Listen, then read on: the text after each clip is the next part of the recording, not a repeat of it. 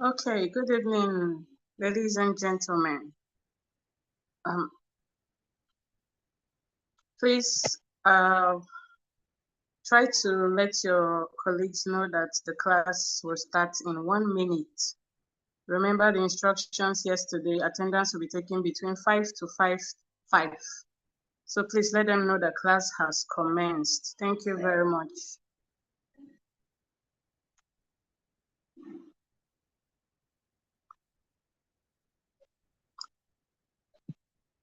It's 5 o'clock on the dot.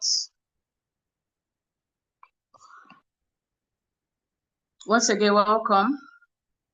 Today's class will be on the inclusion in politics, women, youths, and persons with disability, inclusion in politics. And this will be facilitated by Adenike Oyetunde. And I'm just going to read a brief biography about excuse me, on our facilitator today. Adenike Oyetunde Lawal is a lawyer, a qualified alternative dispute resolutor. She is a qualified human resource personnel, an emotional intelligence coach, and holds a diploma in special needs education. She has earned several certifications in understanding autism, Asperger's, and ADHD from the University of Derby.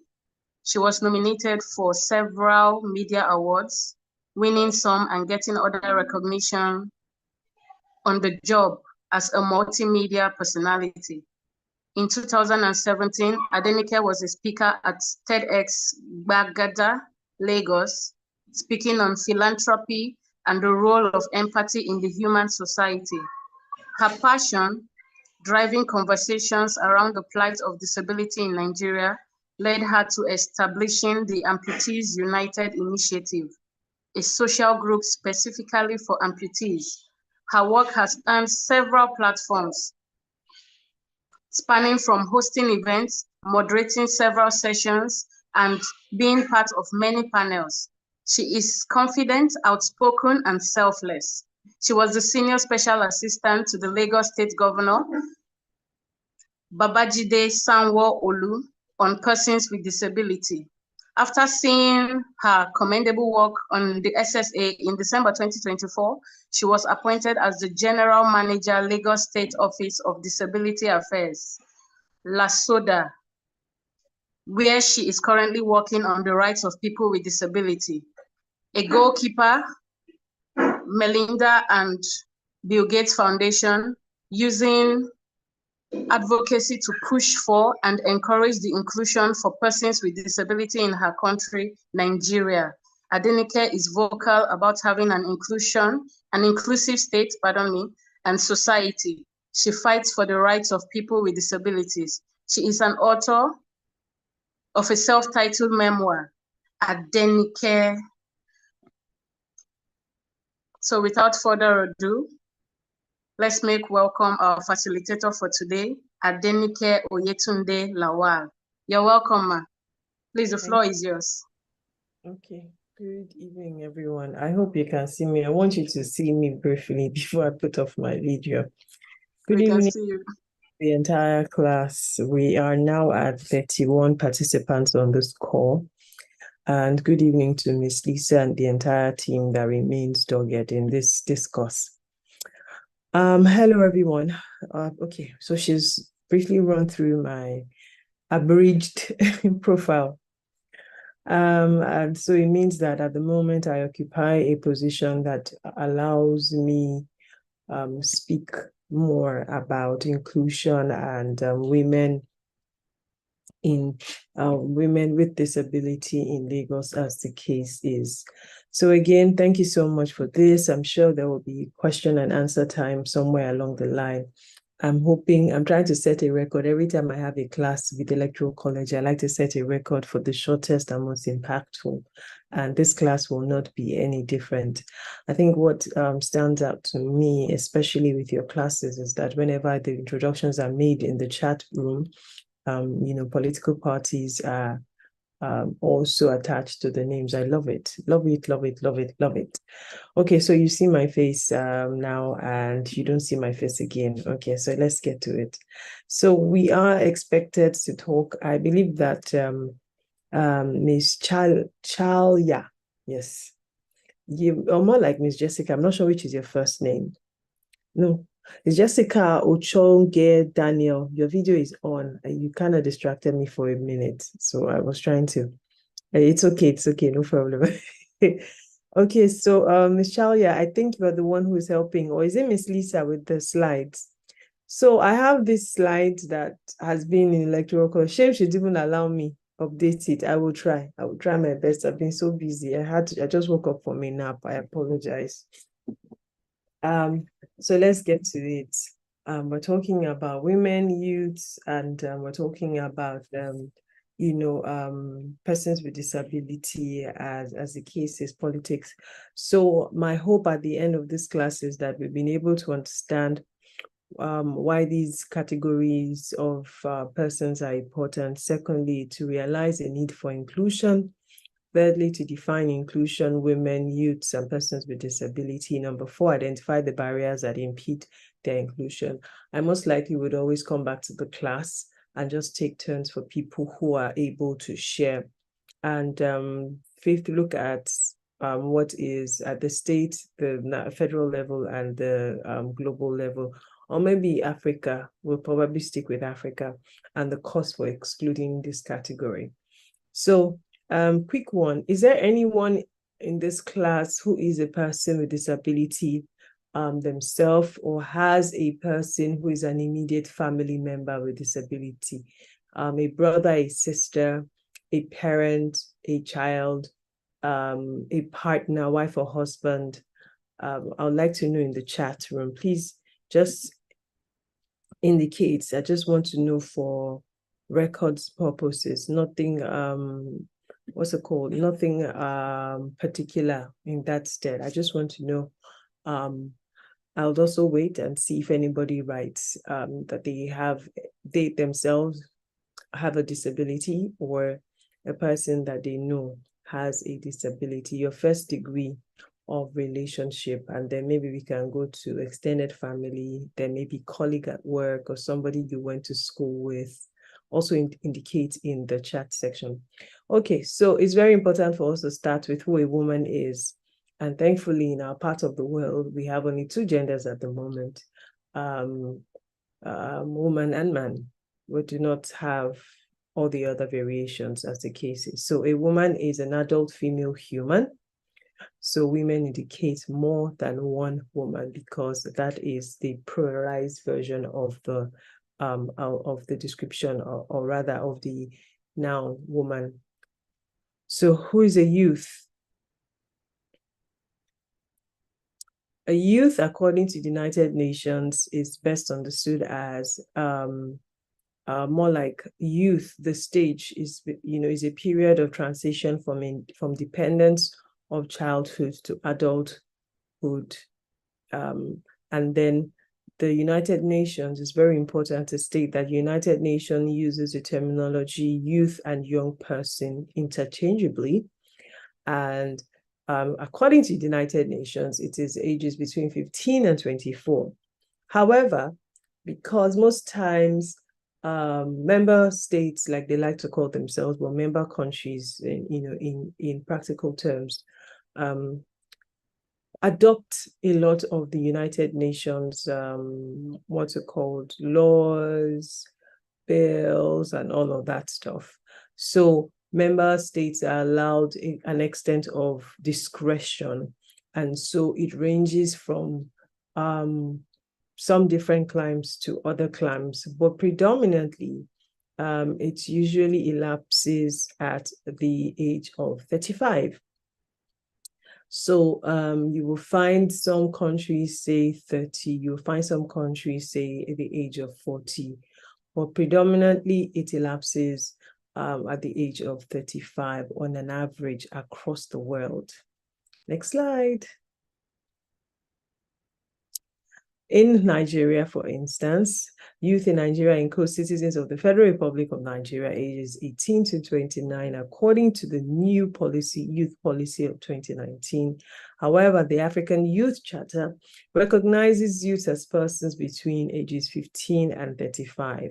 And so for our discourse, please note that the not too young to roll law is what we will be sticking with. As you can see, it was still a bill here, and there were alterations, Section 65, Section 106, Section 131, Section 177 of the Constitution had reduced the ages for elective positions to the House of Assembly and the House of Representatives. I remember when we'll be talking, people say, when this person was 20 years old, he was already the commander-in-chief of the armed forces. When this person was 30, he was already this and he was already that. So that was reduced. There was a slashing in the age across board. I remember very well during the tenure of the former president, Muhammadu Buhari. And what that did, next slide, what that did is it reduced the age for these persons to get elected into office, as the case is. So to become a president of Nigeria, you don't have to be 50, you don't have to be 45. The qualifications, there's still a lot of debate about the qualifications at the moment, but those debates are still subtle, if I'm being candid with you. And by that I mean in terms of qualifications. There was a time that majority of the people who were running the affairs of this country under the different military era had education across outside of Nigeria, and it changed terrain over time as we continue. So now we have a civilian government, and we know that we started in 1999 with former President Olusegun Obasanjo, who himself transitioned from military rule into civilian leadership, as the case is. So persons with disabilities, these are people that have at least one form of impairment or the other. And in Lagos State, where I understand how things work, what this category of persons have been able to do for administrative purposes is to place themselves in what we call clusters. So clusters are a gathering of associations. Say, for instance, Adenike has a non-profit that is called Amputees United. Then Miss Lisa has one that is for, let me say, amputated men in Lagos. Then Miss Jessica has one for amputated females in business in Lagos. So all of us fall under the physical disability category. So what they now did was to come together as a cluster. So all of us are under the physical disability cluster. But guess what? A lot of it is, there are quite a number of clusters, as the case is. At the time of sending this, there were, I think, maybe 8, 9, or 10. Now there are about 11 of them. And I'll run through them. People with albinism.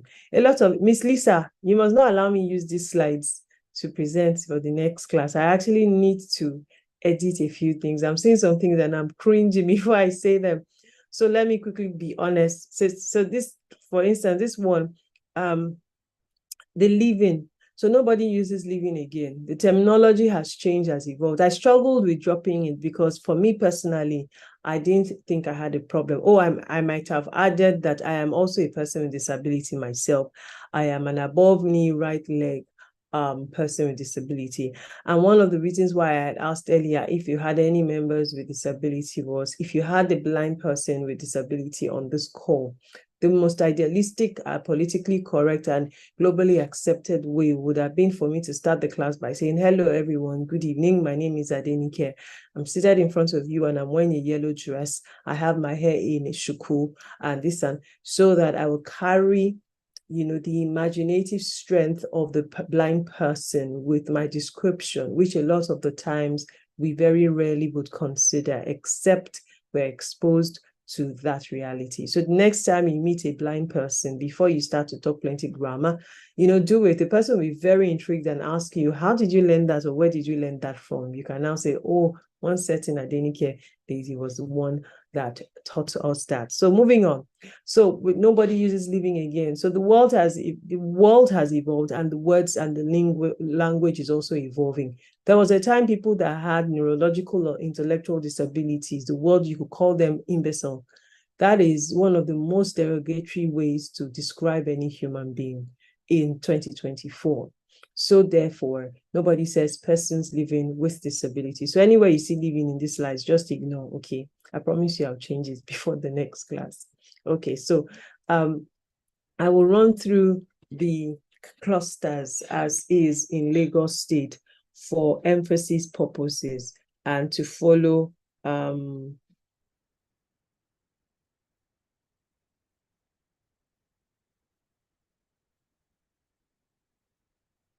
please hold on.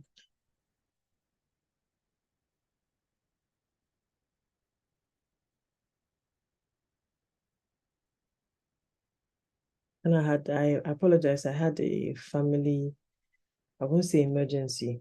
I had to respond to that. Okay. So we have, we used to call them albinos. Yes, I know. Yes, you can no longer say that. Yes, you can say it, but it is people or persons with albinism now. Then persons with physical and health disabilities, persons with intellectual disabilities, persons with achondroplasia. I always don't know how to pronounce that word, but dwarfs. Spinal cord Injuries Association of Nigeria is also a cluster. The blind, there was a time they used to say visually impaired. Some of them actually find it very derogatory. I should have also mentioned that with disabilities, you may offend some people, especially when you walk into a room, because the language is evolving. To be very honest, on a one-on-one basis, I'd always encourage people, please ask people, how would you rather that I refer to this, reality as? You say, should I say blind? Should I say visually impaired? But if you're speaking to a room filled with people and you don't know everybody and you can't ask everybody, it's actually okay to say blind. It's actually okay to say deaf. Let me quickly talk on deaf. So when you write, the big D, the first word in deaf, is for people who are completely deaf. And the small one is the one who are hard of hearing. So the hard of hearing categories are the ones who use hearing aids, right? And so they can amplify sound. But the big D is often for people who are completely deaf. Then we have those who are affected by leprosy in Lagos as well. Next slide. We have the spinal bifida in Lagos as well. Then we have the deaf blind cluster. The deaf blind cluster also just registered. Now, I give you this categorization so that you have a vivid picture of the clusters that Lagos State government interacts with and liaises with persons with disability, as the case is, especially as it concerns the state. Now, the World Health Organization estimates that there are about 25 million Nigerians with at least one form of disability or the other. And the most common kinds are the visual, blind, hearing, deaf, physical, amputee, intellectual, dysgraphia, dyscalculus, autism, Down syndrome, cerebral palsy, and also in intellectual is neurological and intellectual. And then we have the communication impairment. Now, if there's anybody on this call or in this class that has a lisp, all those people that there are certain words that when you want to say, you have to do it, you actually have a communication impairment. If you also, what other example? You can't pronounce, quite a number of them can't pronounce S, C, chi. Instead of saying C, chair, they say share. Yeah, it's also something, but it's not a disability as such, but it's a communication impairment as is. In 2019, the former president signed into law the Discrimination Against Persons with Disability Prohibition Act. And the law, what that law simply did was to integrate PWDs into society and prohibit discrimination. Now, it's the time for I beg your pardon, the time to adapt, modify, that grace period when a law is done has elapsed, and elapsed 2 weeks ago. And I was in Abuja at a National Disability Convene, and the National Commission for Persons with Disability, as well as the Secretary to the Federal Government's Office, have now instituted an action and a committee, because what we're trying to do is we need to penalize more people for it to resound across the nation and in the various states as the case is. Next slide. So what the president, this was just talking about what the president did when it comes to persons with disability. Also, so it means that persons with disability have a right to vote and be voted for. They have human rights that must not be discriminated against. And yes, I was the one that ensured that KFC at the airport was shut down because of the abhorrent discrimination meted out against Mr. Debola Daniel. So this is one of the things that we do, amongst many others. We get people into jobs, we get people to speak to employers, we try to get kids into school. We also fight for the rights of people. We also provide some form of legal assistance as the case is. Yes, we also resolve family issues. Yes, you heard correctly. Okay, so the Electoral Act, Section 56, guarantees rights to full participation of persons with disability in the Nigerian political and electoral process, as well as the prohibition of the law that I said earlier. And there are penalties, actually, for failure to guarantee the rights of persons with disabilities as the case is. So we have persons with disabilities when we're dealing with children, because they're not in this context, we will say CWDs, children with disabilities. Next slide. Now, to the crux of our conversing, inclusion. Now, inclusion has become a buzzword. Almost every corporate institution is saying we're inclusive, we're inclusive. What does inclusion mean to you guys? Is inclusion you're trying to say that you are different from what the world is asking? Or is inclusion that you practice what it is that different laws in different places prescribe? So say, for instance, employment. In Lagos State, for instance, our law stipulates that in every 20 employment, there must be at least 3 persons with disability who are qualified to hold office, can keep an employment, and were actually qualified to be employed in the first instance. Of course, as you might imagine, quite a number more are not adhering, not because there are no PWDs without jobs, but because of several factors. Exposure, when some of them get employed, they can't retain, and on and on. So inclusion means different things to different persons, but inclusion really means the act or practice of including and accommodating people who have historically been excluded because of, in this context, their gender, women, their age, youth, and then their disability as the case is.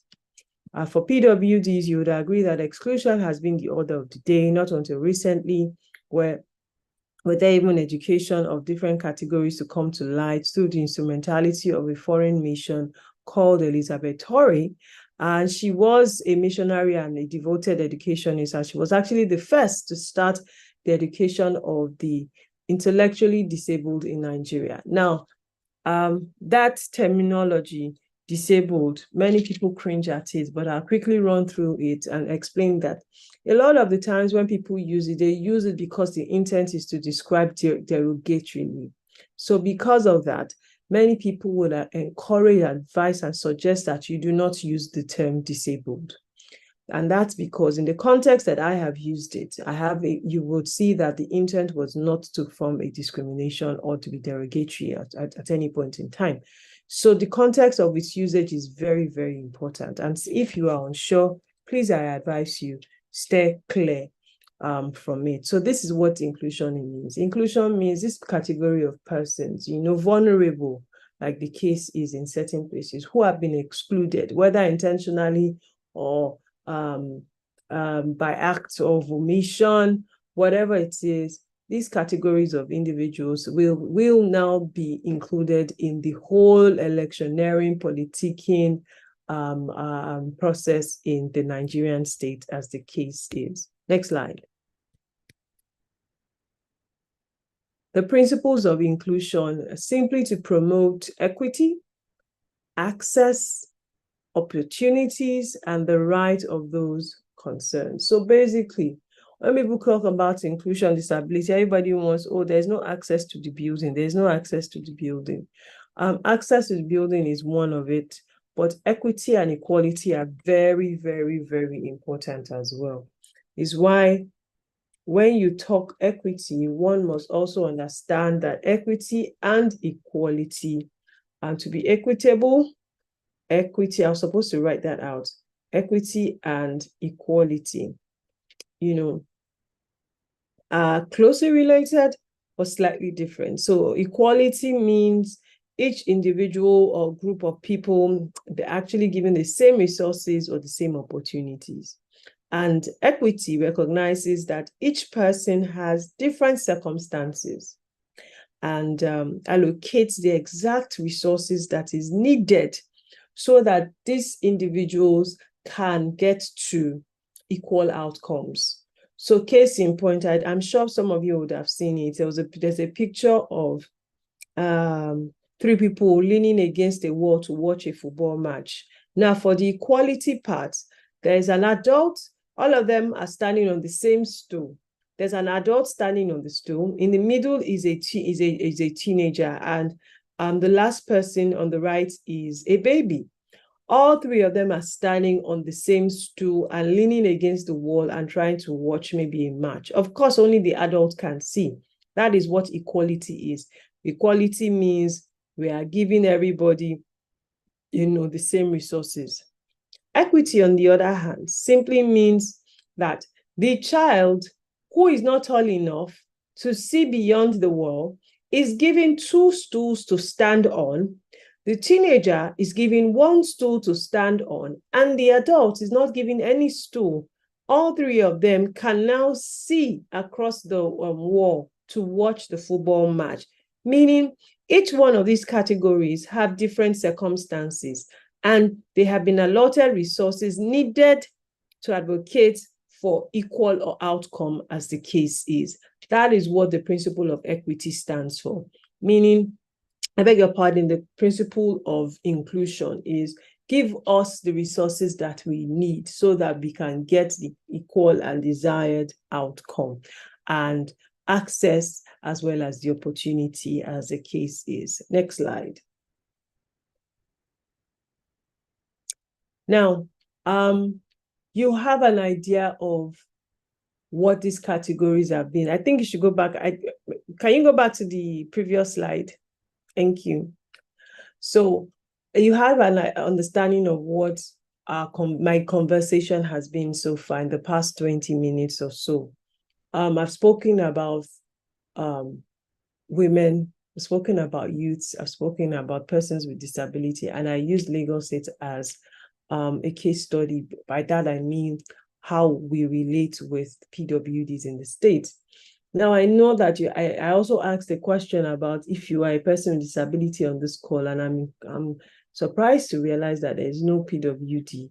Ms. Lisa, I don't know if I said it last time. Maybe it's time for us to intensify efforts in inviting PWDs into this discourse so that the electoral college can start to say, oh, and we're able to, also in this cohort, we had 2 persons with disability, and you can now mention the kinds of disability. I think it would also show targeted efforts to wherever it is you're reporting to at the point where you are giving these statistics as the case is. Okay, so moving on, I'm going to open the floor basically for 3 people to quickly share with us, in your honest opinion, how do you think that we have, what do you think are the problems or the barriers that can impede the participation of women, of youths, and PWDs in the electioneering procedure or process in Nigeria? So I would like 3 people to speak. I don't know how many women are on the call. If 3 people don't speak, I'm gonna call your guys out. I can see your names. Let me open it. Okay, there you go. I can see Abdallah Husman. Okay, I can see Abdul Karim Husseini, Ade Suwab. I can see Ailara Basit. I can see Berlin, Marvelous, Chinenye. I don't want to murder your last name, Miss Chinenye Monde Anu Mihehe. Please forgive me.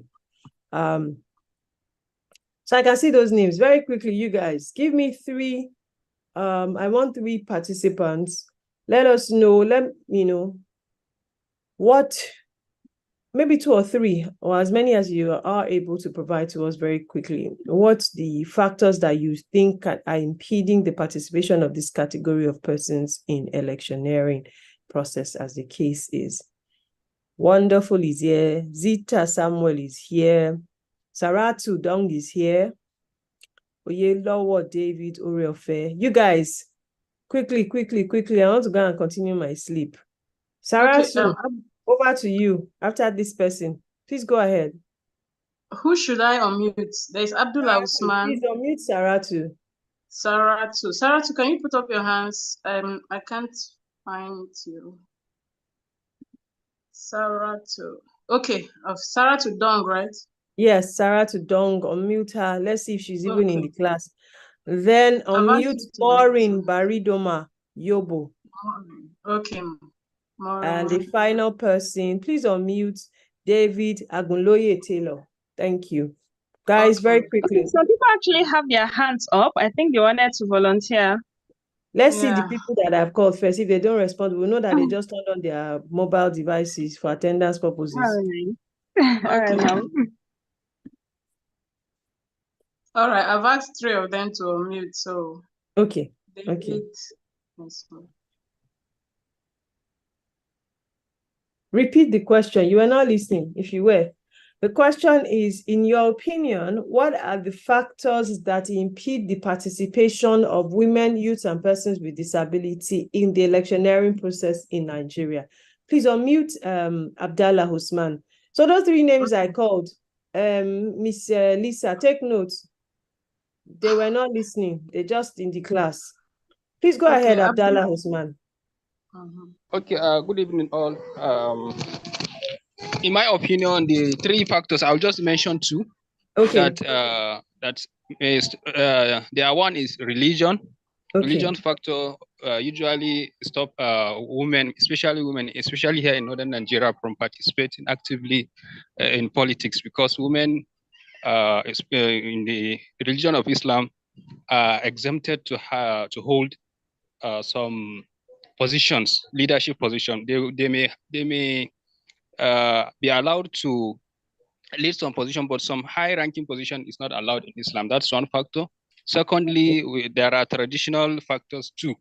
For people with disabilities, there are some remote areas that if a person is having one disability or the other, he is seen as someone that is having, I don't know how to describe it, that is he is having some devilish character. You see, people will not like to be associated with him, something like that.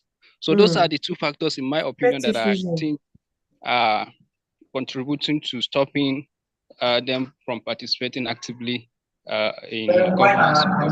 Thank you so much, Mr. Abdallah. Good evening. Good evening, everyone. I'm sorry to intrude, Adenike. It's always a pleasure, my big sis. It's a pleasure to have you here. It's Kunle speaking. And I was listening to Abdullah when he was talking. I noticed he was using the word he a lot. So I was born and he a lot. Okay. Oh. When he was mentioning disabilities, he said he. If they look at it, he. And for me, I think that is key to the problems in which we have with inclusion. The general thought process for leadership positions is usually a he. It's a cultural thing. I was born and raised in the poor North, Zaria to be precise. And yeah, he mentioned the Islam being a factor, but I don't think it really impedes. I'll be honest. If you look at the ratio of Christian to Muslim in northern Nigeria, you could actually argue the case of 52 to 46 or 47%. There's more than the Hausa and Fulani in northern Nigeria. So I think for me, it's an inbuilt cultural situation. It's not. I don't think it's religiously based. It's a cultural situation, and if you notice, it's embedded. And as much as we say we love inclusion, when we're talking, we would say the chairman. I'll give an example. Even in Lagos, and I've noticed it. So in Lagos, you have a vice chairperson of an LCDA, and the name being referred is the vice chairman of the LCDA. Why? When it's the vice chairperson. So I think those narratives impede inclusion. Thank you very much. I don't think you have even said anything in error, to be candid with you. And from practice, what I see that happens is that even the occupiers of the offices, there's a response of, it doesn't really matter. And I'm very certain it's as a result of experience, it's as a result of just being disconnected from it and just wanting peace, as the case is. But let me quickly go to Andofa Shedrack.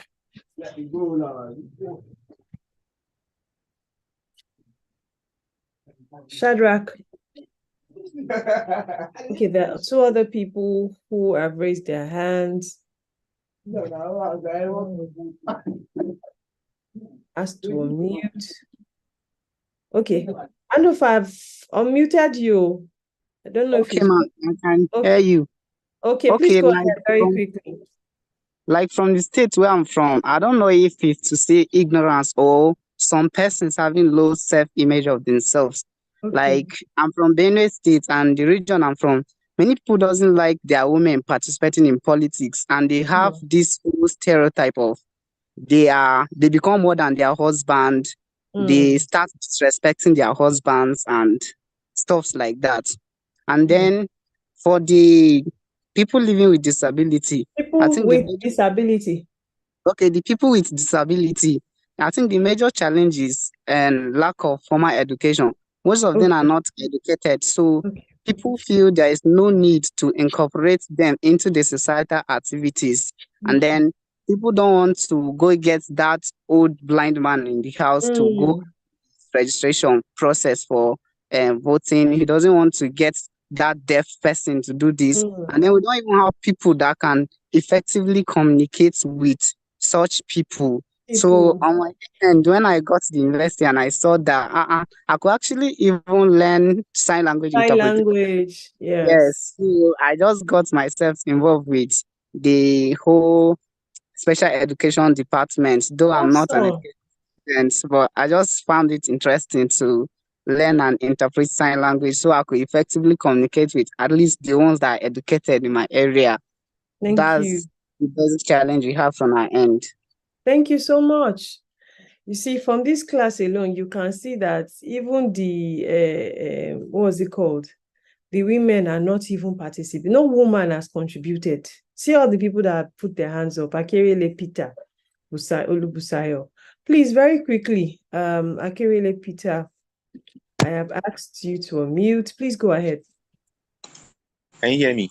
Yes. Oh, thank you. I would say of all the impediments, the most prominent, or I would say the most fundamental is interest. I think majority of these people, including youths and women. Yeah, it's interest first of all. If they are not interested, there's nothing we will do that will be productive. Absolutely nothing. You just mentioned now that in these questions you have asked, no woman or no female has contributed or has unmuted your mind to join. So I think interest first of all, if they can get interested, if you can get them interested in this process, they will join. Then another one is access. This is more especially for people with disability. They when they see that there's no access for them, they get disinterested. There's no access even to go to school. There's no access for them. Some classes you have to climb the stairs to get there. What will a person with disability do?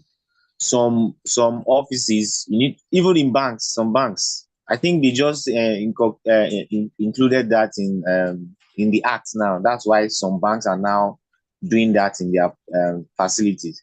But originally, in our buildings, in our even in religious houses, yeah, there's no. I mean, There's well, no, it's women are the ones that are funding many of these religious houses. So go and find out. yeah, We're the and ones we have bringing more the women money. there. So Yep. so there's no access, and then there's no interest. Thank you very much. Thank you so much. I appreciate it.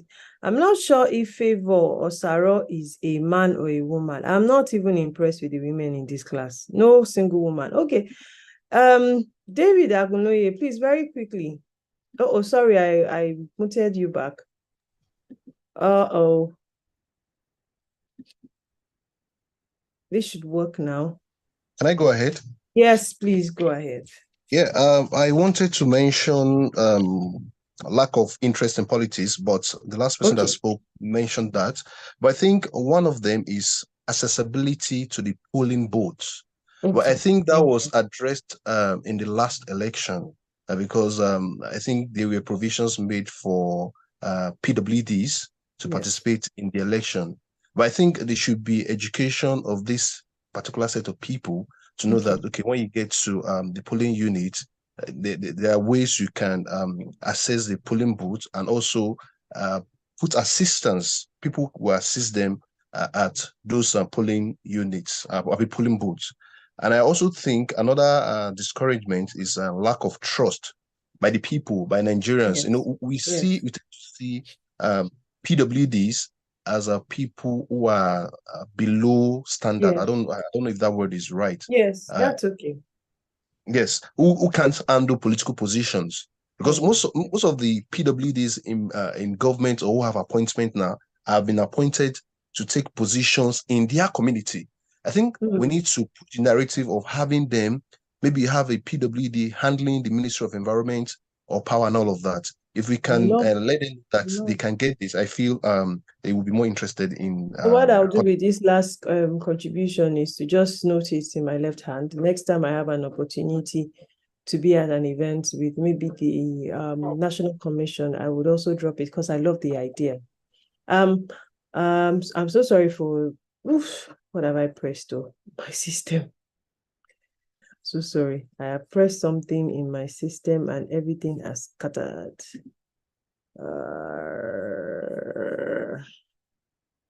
Okay. So I'm going to quickly run through. I'm so sorry if I didn't get to you. I'm going to quickly run through impediments that have been raised. Thank you for contributing, Mr. Abdallah Andofa, Akerele, Mr. Peter, Mr. David, and yeah. So I'll start with the lack of trust, which is an obvious problem. When you live in a trust deficit society, you are driven by trust deficit mindset.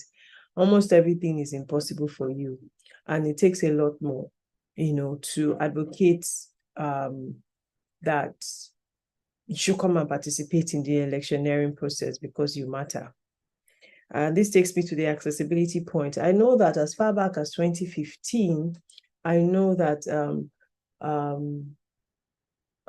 organizations of persons with disability, OPDs, and the national government, I remember very well, right from this, Goodluck Jonathan tenure into the Muhammadu Buhari's tenure, and then this tenure that heralded Ahmed Bola Tinubu. I know that there were actions taken to encourage PWDs to vote, Braille voting papers, magnifying glasses, special polling booths. So, for accessibility. But what I took away from what he said this evening again is the assistance. I know that even the deploying disability concerns has cost millions and millions and millions, but I would also hold it in my left hand to give a feedback when I do have the opportunity. Lack of interest, 2 people mentioned that. Now, the interesting thing about it is lack of interest is subsumed under many things: culture, religion. Now, cultural practices are such an interesting impediment that have hindered so much, inclusive and particularly in this discourse, women and youth and PWDs as the cases. Imagine growing up in a society where they think that as a person with disability, you have been bewitched, or you were used for jazz or something, it's almost impossible for people to want to relate with not only you, but members of your family.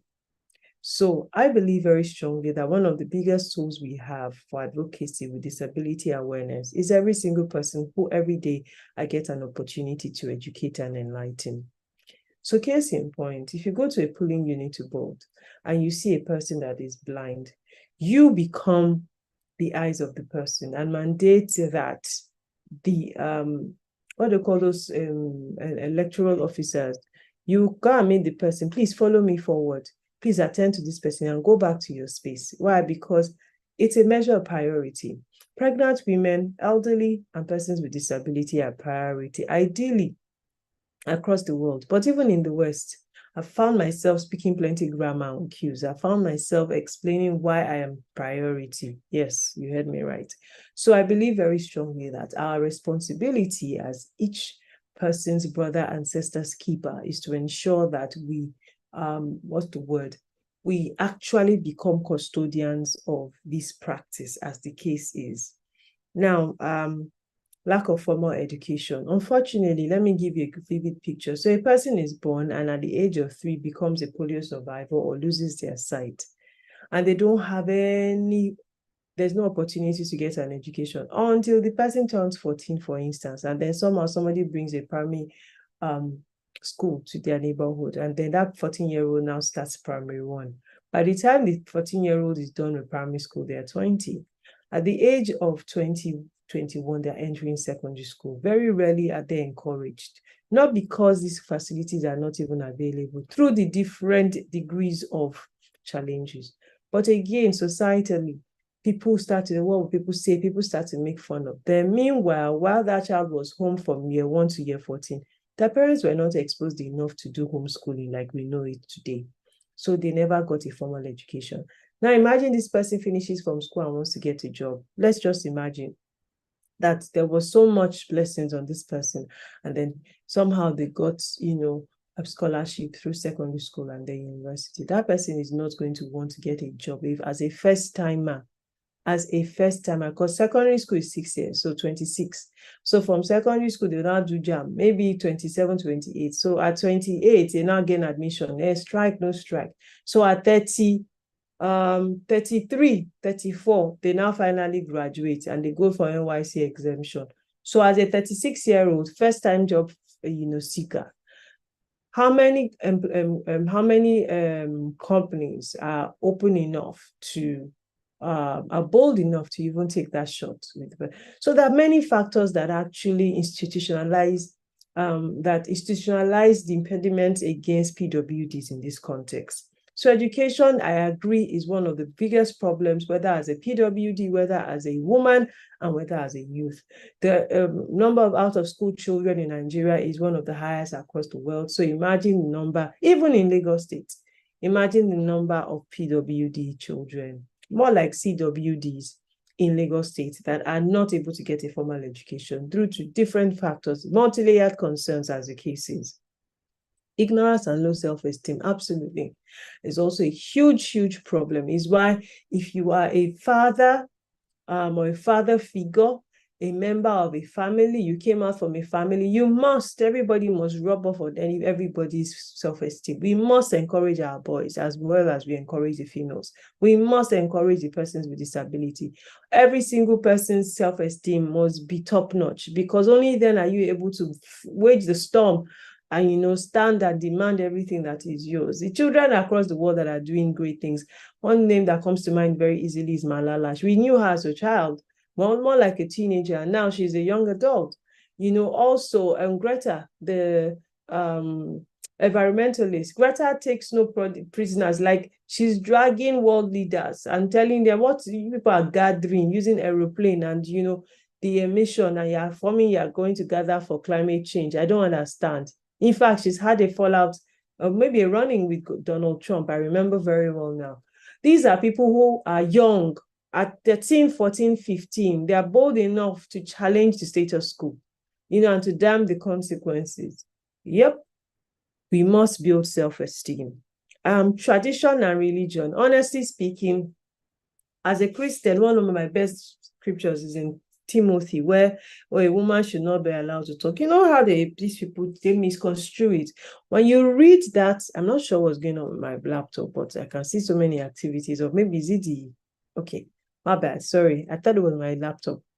You know, if you read contextually, my only question is, if God could trust a woman, right, with the incarnate person of God for Mary to carry, so he can't trust a woman with the incarnate word to preach? Really?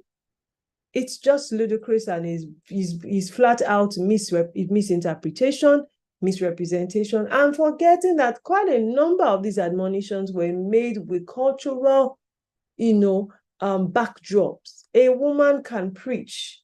A woman should not be shut up. A woman, everybody talk about submission. A woman submits as well as a man does. But we read the Bible out of context, and we want to make it seem very, well, let me even get involved this evening. Not, religion and tradition are two key factors. And what is culture? I always say culture is a way of life that some dead people keep to streamline many people that are alive. Yes, are there many cultural practices that are great? Absolutely. But culture should also evolve in the essence of, the abolishing of the death of twins, for instance, once used to be a supposed cultural practice until it was abolished.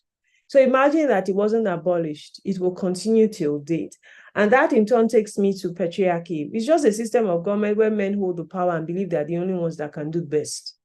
They are the only ones that can do right. They are the only ones that have the prerogative of knowledge. They are the only ones that know how to do many. It doesn't make any sense. Some people actually have a prejudice against women, and you can tell. You can see it, you can tell. And family members always know from when they are young, but they always just overlook it. Access to education, like we mentioned. Poverty, absolutely. We weaponize poverty for the youth. Is why when it's time for elections, so many things are going on. We see all these things and blah, blah, blah, blah, blah. Religion, low self-esteem. Please, next slide. Lack of adequate and equipped representation is why when we have the opportunity, we're not trying to impress anybody. Because if you take all those jobs with the backdrop of, wanting to impress, you will fail. You must be equipped, you must be adequate, and then you go there and deliver. Look, government is a different ball game from plenty talk that we talk on social media. Lack of vision or no succession plan, we see that play out a lot, especially with women, even in businesses. I'll give you a very typical example. I heard of the sad passing of a young lady who had a splendorously thriving business in the Lekki axis of Lagos. Now, at her death, that was sudden, no one is able to continue the business. Nobody. So at the time when I heard the news, I heard that nobody had access to her bank details because she was a lone ranger. She had siblings, but she wasn't married. She didn't have children. Her sisters and brothers did not know her account details. Nobody knew anything. So she died, and everything she had ever worked for died with her. Today, I went somewhere, and I don't know how we started to talk about it, and I mentioned her to someone. The person screamed, "Oh my God, she's dead." I said, "Yes, she is, unfortunately." And we started to talk about it. We lack the vision to continue is one thing that is lacking. Away from government, even in family homes, in the vision of families. So as a family, what is your family's vision? What is your family's goal? There is no continuity plan. As a father or a mother, what plans are you setting up?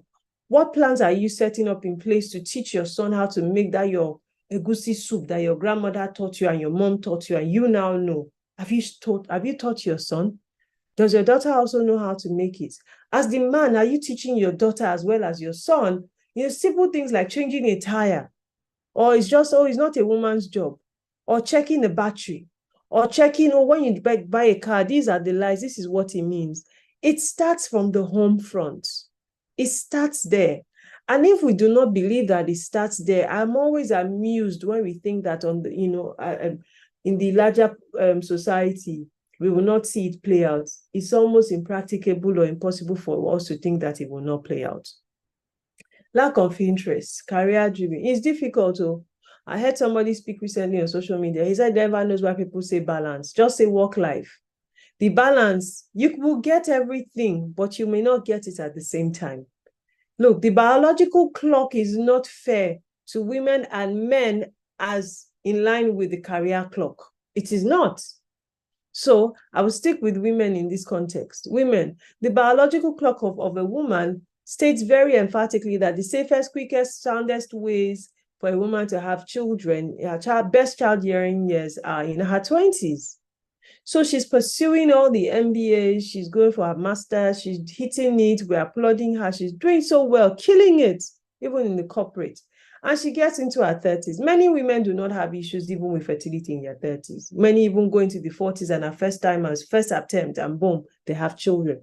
But on the average, in the generation that we live in, there's so many factors that come to bear as the case is. So when she has a child, first child, she takes time off, goes on a maternity leave for 4 months. If she's lucky enough, her company allows her to take another maybe 2 months or without pay. So she goes maybe 5 months, she's off work. Now, guess what? Many women have to work so hard to catch up. Many have to work so hard to catch up. So it is a lot. So a woman who is privileged enough, to have the funds to hire a nanny, to hire a cook, to hire a dry cleaner, to hire this, whether she's hiring it alone or she's hiring it in partnership with her spouse, is a woman who is privileged and she'll beat her chest anywhere where they're talking. So yes, I have work-life balance. And she will tell you, I have had to pay extra for the work-life balance because it is really what it is. Unsafe political climate is across the world. Across the world. I've been following the US in the past, 4 months, 5 months, and it's one of the most absurd things to ever watch. I'm telling you, it is unsafe across the world. Or you want to talk about Israel, or you want to talk about Iran, or you want to talk about I think is the prime minister of, I've forgotten now, that stepped down last year. It's unsafe everywhere in the world. And there was a time they said, politics is data. It is a dirty game everywhere. Everywhere. The UK, oh, please don't get me started. Accessibility to polling units. Yes, we spoke about that. Polling materials, not disability friendly. I know I have seen polling materials, and I know that with the next election, there's going to be a lot of work. Foundations like the Ford Foundation and even the MasterCard Foundation are seriously pumping money into the disability space. And our hope is that away from empowering persons with disability with skills, what's it called? Education, entrepreneurship, employment, and all of it. I'm certain that come the next election, it would reflect, it will be better. Interest, we also did speak about it. Absolutely. Women have to work hard. There's a video that I posted on my Instagram. Let me see if I'm able to play it. I want you to just, yes, I have it here. Let me try and play it. And let me give you an example. When we got married, I didn't change anything. She had to change her name, take my name. She had to now be called Pete's wife. All right. When we became pregnant, I did not become pregnant. She became pregnant. Nothing about me changed. I maintained my weight, maintained my eating habits, maintained my friends. Her things shifted. Her dating, her friends, her moods, everything shifted. So she changed. I'm not changing. And so I pray and hope that as a society, we can wake up a bit and appreciate women and mothers, all right? Because I didn't go to theater. She went to theater. So yes, we say, hey, we are married, we have children. I didn't go to theater. She's gone under the knife. 4 times. I have no cutting. I have no cutting my body. I've not been operated. All right. She's gone through all these things. She's gaining weight. She's losing weight. She's gaining weight. Her BP goes up. Her BP goes down. When I found her as a young girl, she wasn't going through this. And then, Lynn, you want me now as a man to start mistreating her or to mistreat any other woman. So I have deep respect for women and mothers because of the load they have to carry. Okay, so that's the point. I saw that video and Oh my God, I was so teary-eyed. So the next time you as a man want to ask a woman, what do you bring to the table? She brings her life. She brings her life, especially for people who have an intent to have children of their own. It's a life. You are bringing a life, but another life is at stake. Then if she's now pregnant with multiples, holy God. So I give you these hardcore realities for us to sometimes, I think after every time I have this class, I sit in solemn thoughts a few minutes after the class just to introspect because of the reality of what it means to be a woman, I'm no longer a youth, I'm now 38, to be a woman and to be a woman with a disability in Nigeria. I promise you it is hard. It is extremely, extremely hard. So if we want women to show interest, the same way the world is, processing and putting efforts into STEM for women, we also have to have dedicated channels where we are breaking it down to women. My brain doesn't like math. So anything that has to do with math, I have to intentionally speak to my brain. Don't close, don't shut down. No, you must learn this. You must hear this out. So from as little as they are, we pick up our nieces, our daughters, the girls around us, who else? Our mothers, our sisters. And, we talk politics, we engage, not talking to fight or argue, because it's one of the things that kills interest. When we don't allow people to have options of their own, opinions of theirs, however flimsy those opinions might be, however disgraceful, the political party might be, or the drama involved, every political party is the same. They are the same. So when we fight, we forget that their children end up getting married. So the point I'm trying to get is we must find a way to encourage and place an interest with our daughters and the females with government. Teach them about government. Let the curriculum in schools be attractive. So it's not just, what's that thing called? Cramming. As is more, government in secondary, I did government, once you cram, whoever is able to regurgitate is the person that passes the most, as the case is. So I just wanted to run through some of the impediments. The next slide, I think it talks about what we can do, the way forward, polling units, the boxes, use of sign language interpreters or disability. There's a word I learned this week, disability.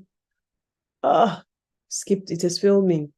Braille information, for instance, is very good. Affirmative action and inclusion budgeting. Affirmative action is basically, I'm going to have this number of females. You have to go and bring them.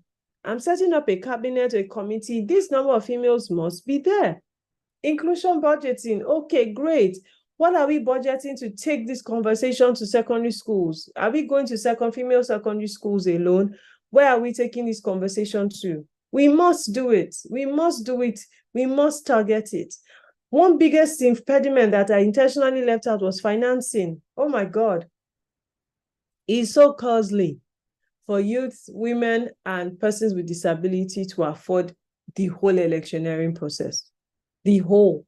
Is why one day I don't boast in the United States election system, but there's one part of their whole process that excites me: the crowdfunding and the donations.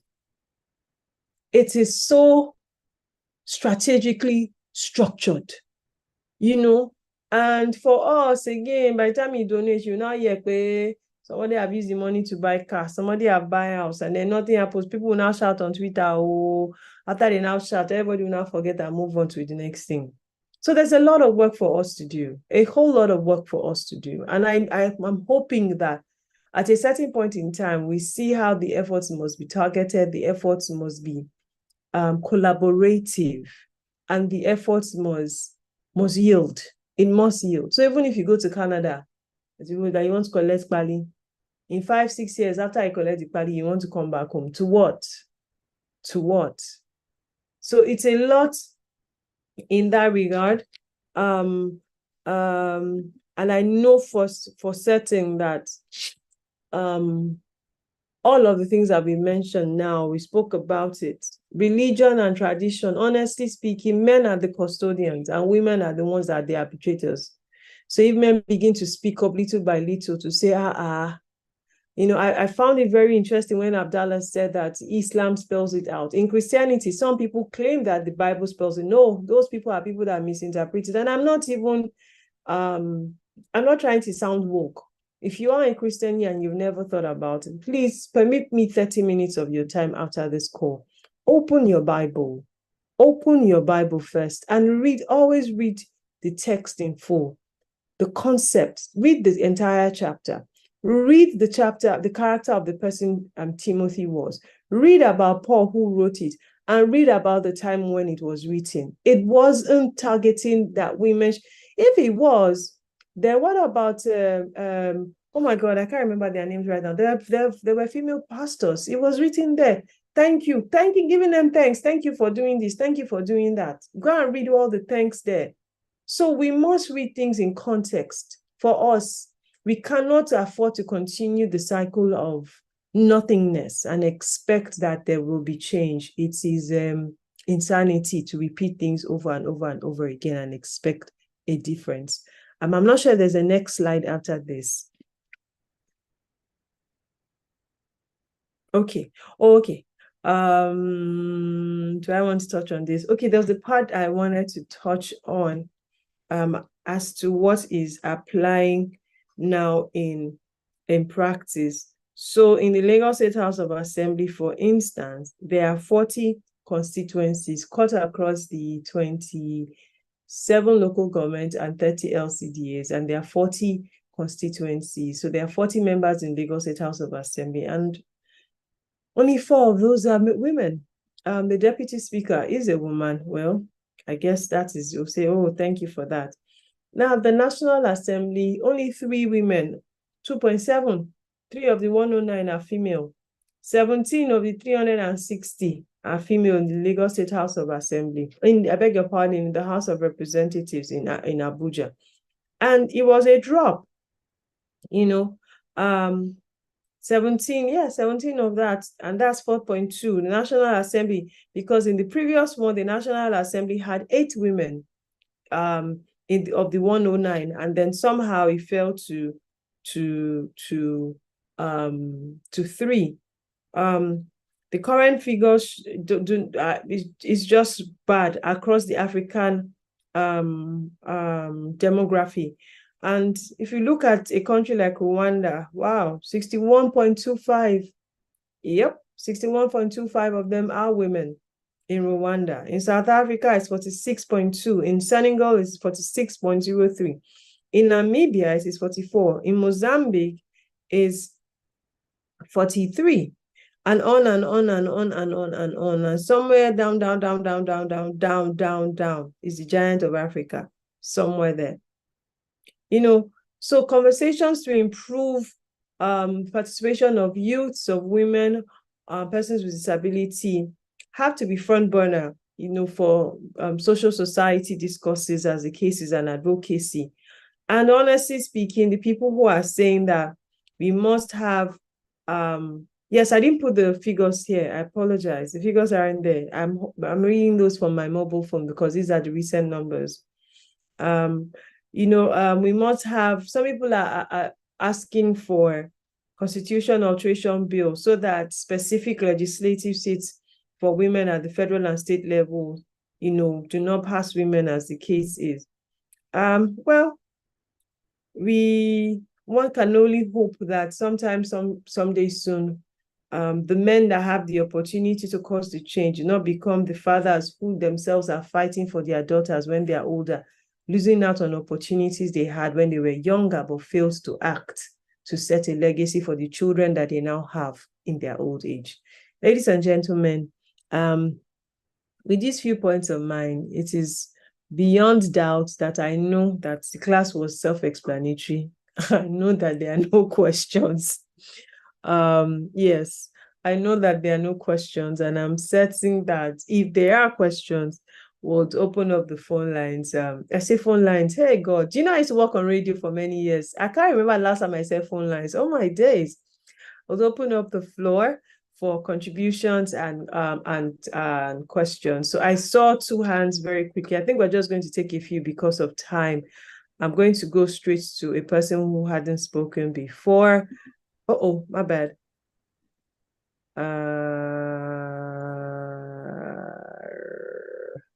Okay. I was trying to do this. Hold on. This is the issues with Mac. They stress me a lot. Okay, there you go. So I'm going to unmute Rabiu Murtala.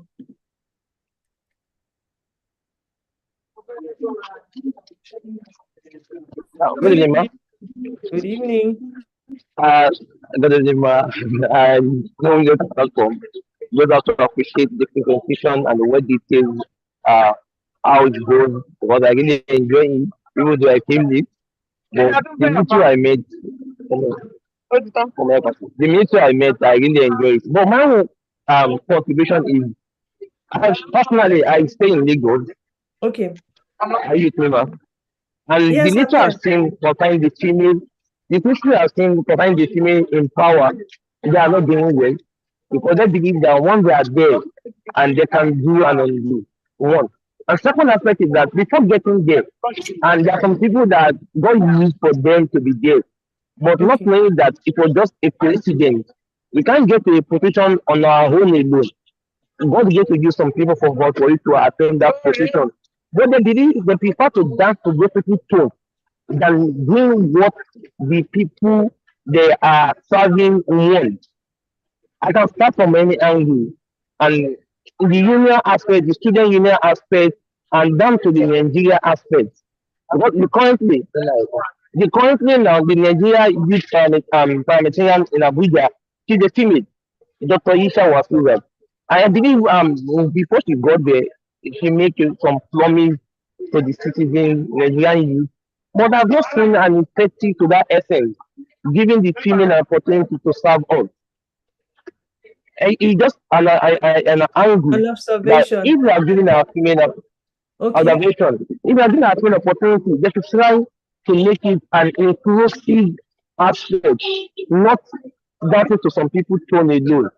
That is one. And second aspect is that we need to go in and also there are some youth that have the zeal of going there to make a solution, to make an impact, and which we haven't given them an opportunity also. We just have to strike the balance, try making awareness as we are doing now. It is left to individually to call for the gospel within our family, our community, our society, that it should make it an inclusive government. I think so. All right, thank you very much. Let me see. Akere Peter.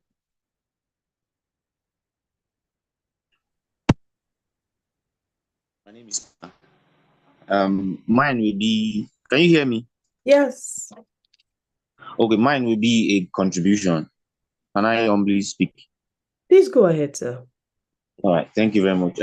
Mine would be that about the issue of representation, because at the close of your speech, you showed us the representation of women in politics or in the just concluded election. I'm going to say that first thing that women should look at is having interest in this thing.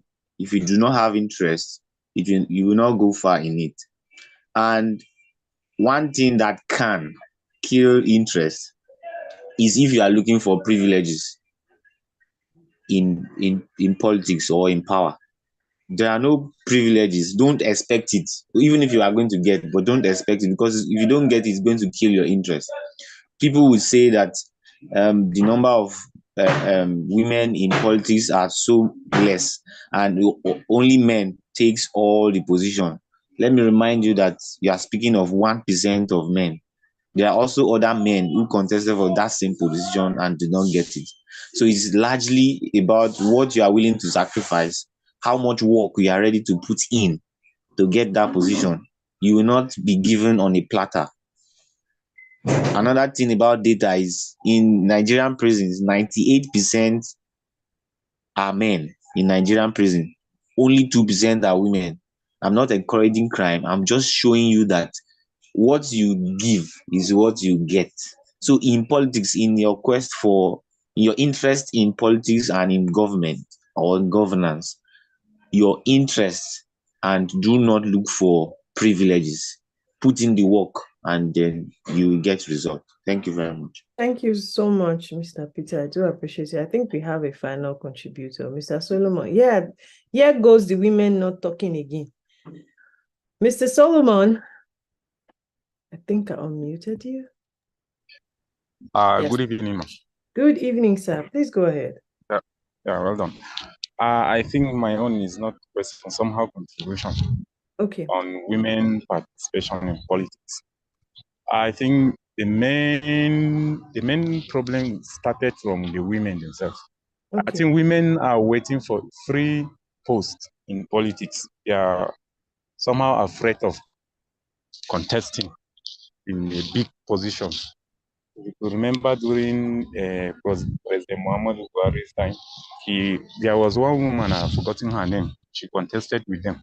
And at the long run, she decided to pull down for Buhari. So you see, the time without number, they have shown us that they are not strong enough to take the battle up. And again, naturally, women are somehow men to support men.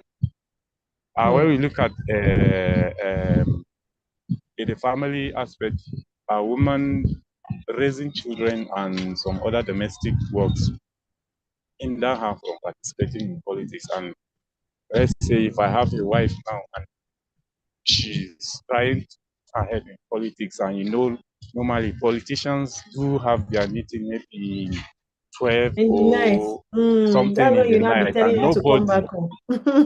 nobody will allow his woman to be, his wife to be attending such a meeting. I know it's not once, almost twice or more than that in a week.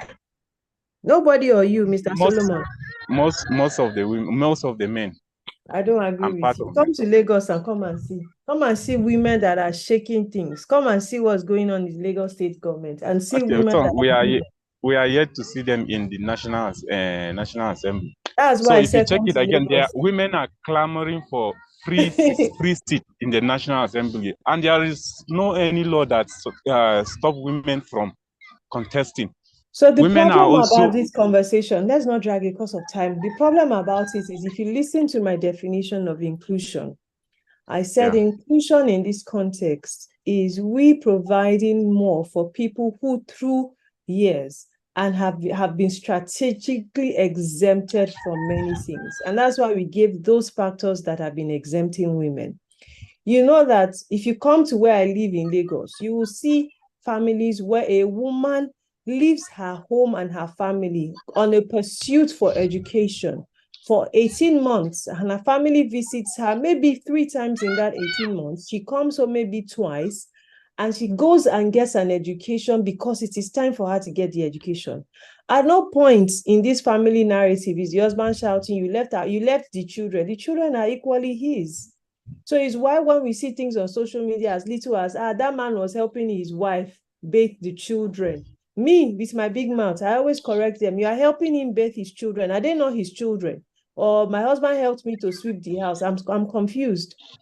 Where in the Bible did he put there that sweeping the house is a woman's sole responsibility? So when you have children, sons in a family like that, they grow up thinking, oh, certain things are only a mark for men. And then somehow we expect that, oh, women.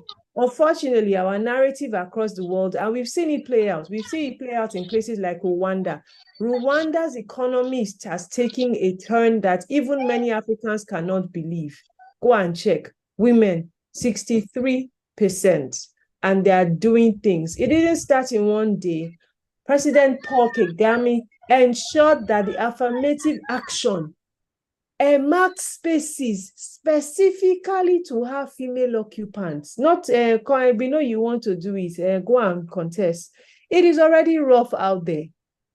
It is already rough. How many people are ready to put their money and their efforts behind a qualified woman so that she's able to assume, responsibility in those regards. So the conversation is going to go on, but most importantly, everybody must sit down in their homes and ask themselves, if you have a female child, I know so many men, it doesn't matter to them, but for me, my female kid as well as my son will be equipped to decide whatever it is they want to do as far as they desire to. Is why rich people will continue to be rich and the poor people will remain poor, because mindsets differ. I love what Muritala said about dedication and ensuring that we put efforts into encouraging more youths, especially with Lagos, and seeing it reflect in national level. The subject matter is, you said I should send my email address. Okay, I'll share it. I don't want to forget. Let me share it now. Hold on. The subject matter of privilege, unfortunately, is what we see everywhere in the world. Sadly, if you remember Hunter Biden, you remember Donald Trump. If you remember, what are Trump's sons' names now? All of them. They are handling over, I think over $3 billion is what the company is worth, and over 2 billion of it is from the Arab world when his father was president. He used his father's presidency to make relationships, to get relationship and network with the Arabs, and boom, they invested in his business. So privilege is not a Nigerian thing. It is a global phenomenon. Do not let the West deceive you. However, we have not been able to channel it for the development of our country, as even they haven't. So I think the concept of democracy, the world is now getting to a place where we are really saying, this democracy of a thing, how do we evolve this narrative as the case is? Ladies and gentlemen, I think I've done well this evening. Let me put on my video again so you can see my face on this call one last time. Thank you so much for being a part of this conversation. As always, thank you to the team at Electoral College. My phone number. No, I'm not giving you my phone number. If you want to finish me work. On social media, on Instagram, my handle is at Adenike Oyetunde. On Twitter, it is Denike Oyetunde. On Facebook, is Adenike Oyetunde. I dropped my email address in the chat box. I will not be able to give my phone number. I'm trying to manage my mental health as well. It's a lot. It's a whole lot, you guys. So I would just ask that you please understand that. Miss Lisa, thank you so much. And Mr. Kune, family member, thank you so much. Do have a wonderful rest of the day, and God bless. Thank you, ma. Thank you so much. Miss Jessica with the video. Thank you, ma. Thank you so much, Mom. It's always a pleasure having you. Thank you. All right, Jessica, I think you can take over. Okay. Thanks, guys, for being here. I think we're going to everybody so that you can express your appreciation to our. So you can unmute and say thank you.